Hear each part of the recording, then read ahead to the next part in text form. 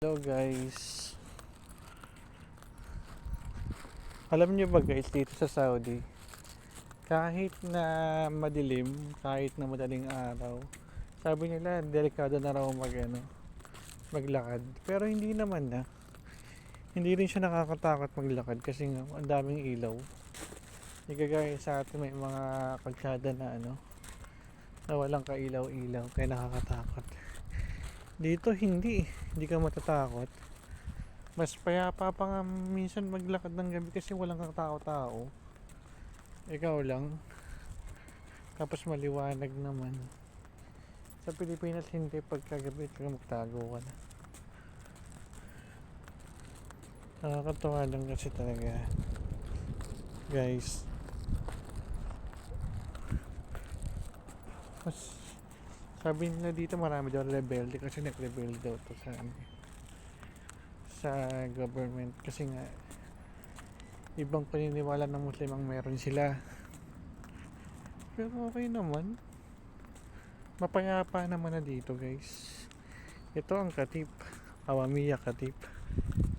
Dati raw kasi nagkaroon ng dito.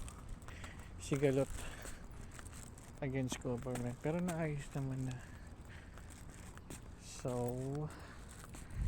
ayun nga, naglalakad ako pauwi sa aming room accommodation na mag-isa kasi nga tumambay pa ako din sa work.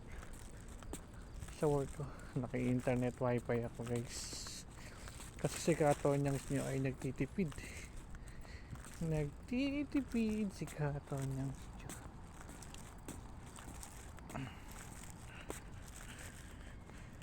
Upload ko na sa YT.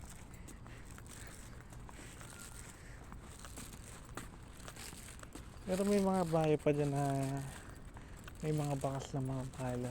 Marami din daw namatay na. Panahon na yun. Pero ngayon okay na. Etong lugar na to, etong malaking park na to, ang gaganda ng mga establishment dito. Sarap puntahan. Kaya lang walang masyadong tao. Yan yung nakikita nyo na yan. Mga establishment yan fitness, gym, coffee shop. Pero wala. Ito naman baladiya yung na. Dito tayo dadaan. Shortcut tayo dito guys. Bisag mo daan sa kabila, dito ko daan. Mas madali. Yung nga lang mas madilim guys. Pero okay lang. Masala. Release ko rin kaya ito. Para ako nasa kawain. Ay nako talaga guys. Ay nako, kakatakot.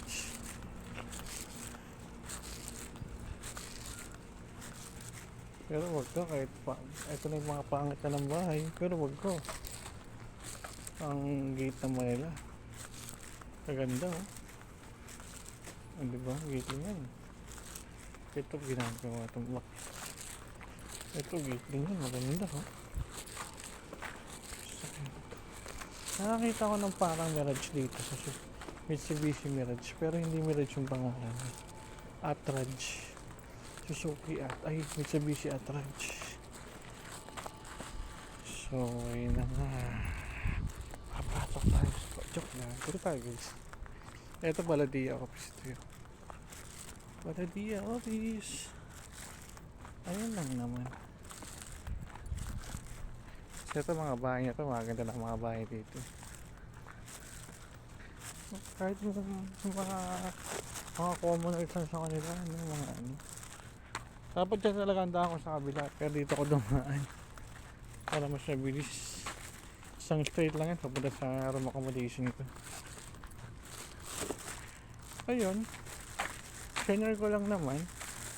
Mga 5 minutes din yung papunta mula din sa working place ko. Papunta sa accommodation. So happy. Maganda ng bahay. Pag may ganyan kang bahay sa Pilipinas, pag may ganyan bahay ka sa Pilipinas, ako mayaman ka na. Mayaman ka na, beshi.